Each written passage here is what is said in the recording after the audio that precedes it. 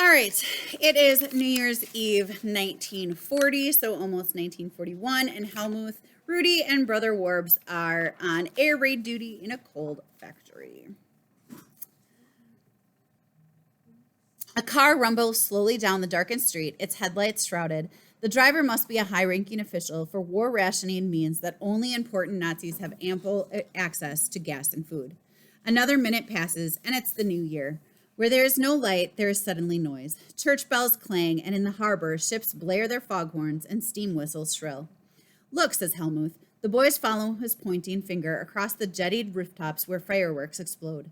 Blue, red, yellow, white, 1,000 points of brilliant light.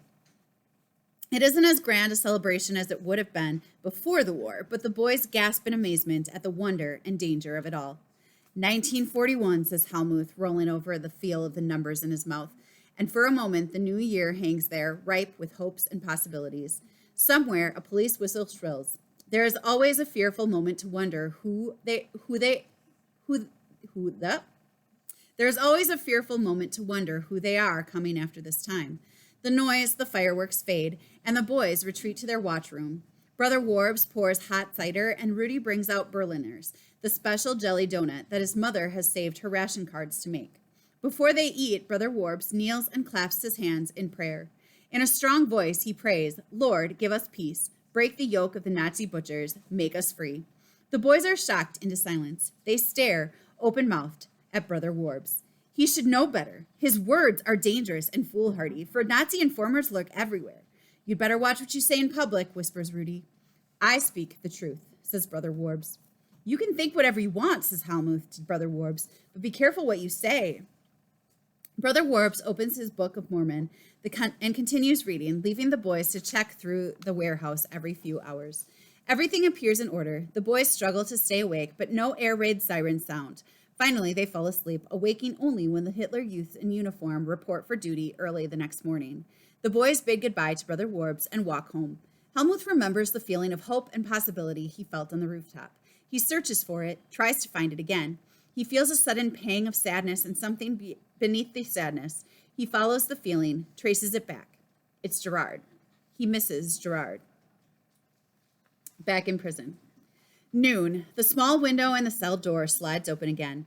A bowl of watery cabbage soup is shoved through. The soup is possible to eat if he doesn't stop to smell it. Doesn't stop to think about his grandmother's soup, her thick beef and barley soup, and the crusty bread to sop up the hearty broth. He longs for a letter. He'd surely trade soup for a letter. He misses his family terribly, so terribly he aches. He knows he has caused them much sorrow, much hardship, especially Gerard. Then he regrets. That he regrets, and only that. He gulps the thin soup. Back to 1941. The March day is bright blue as Helmuth enters the Lusenweg tenement, turns the key in the flat. The door is unlocked. Puzzled, Helmuth drops his satchel by the door, finds himself startled at the noise coming from the hall. It's Gerard, standing at the closet, a gaping duffel bag at his feet. You're home, says Helmuth. Gerard is a sight for sore eyes, looking strong and fit in his brown Reich Labor Service uniform. The swastika armband fits snug. He has muscled out in the 7 months he's been away. Gerard grins. I am, but it's only for a few days, a week, maybe 2 at most, until I get my draft notice. He bends over his duffel bag and takes out a brown radio. Helmuth spots the bright Roller logo, sucks in his breath in amazement. A shortwave radio, he whispers. Where did you get it? Gerard grins. The black market, he whispers back. If you get something off the black market, what does that mean? It's being illegally sold. Now, there was a lot of things on the black market during this time because a lot of things were illegal to buy in Nazi Germany. Okay? Now, in the most cases, I would say don't buy stuff off the black market. But during Nazi Germany, probably was a lot of stuff they wanted.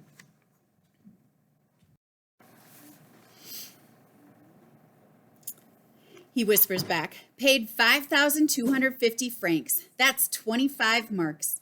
The black market.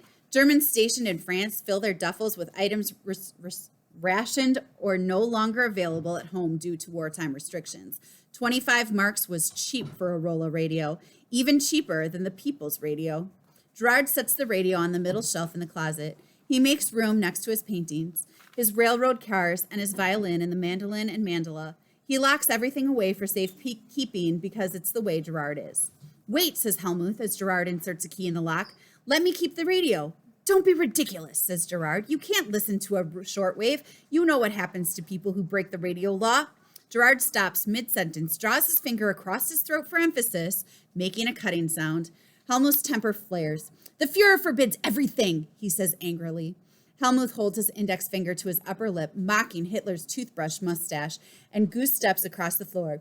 Swing music, verboten, he says. Jitterbug dancing, verboten. Reading un-German books, singing un-German songs, staying out past the 10 o'clock curfew, criticizing Adolf Hitler or the war. Verboten, verboten, verboten.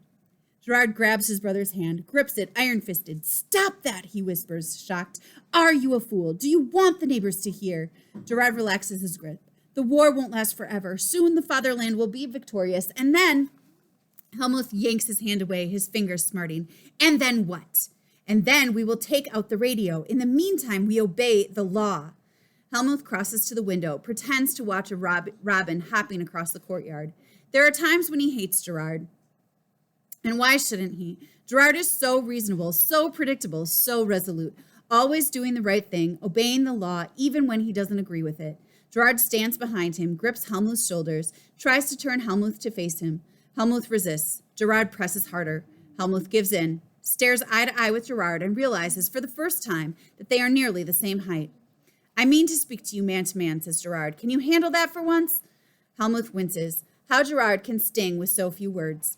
Gerard's eyes bore into Helmuth's. The Nazi government is not the first unjust government in the world, he says, nor will it be the last, but it will come to an end. Helmuth searches Gerard's face. Will it? Of course it will. Everything does, at one time or another. No, it doesn't. Not to Helmuth. The war feels like infinity. The Nazis feel like infinity. Somewhere, a police siren wails thinly, up and down, regular tempo. Crisis under control, just like Gerard. Gerard is a good fit for the military, Helmuth decides, even though he isn't a Nazi and has never been a Nazi, has never approved of Hitler and the Nazi government.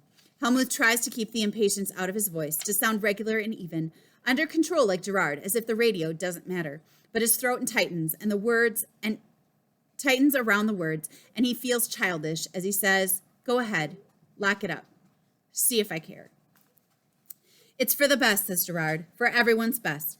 To break the radio law would be selfish, and it could endanger our family.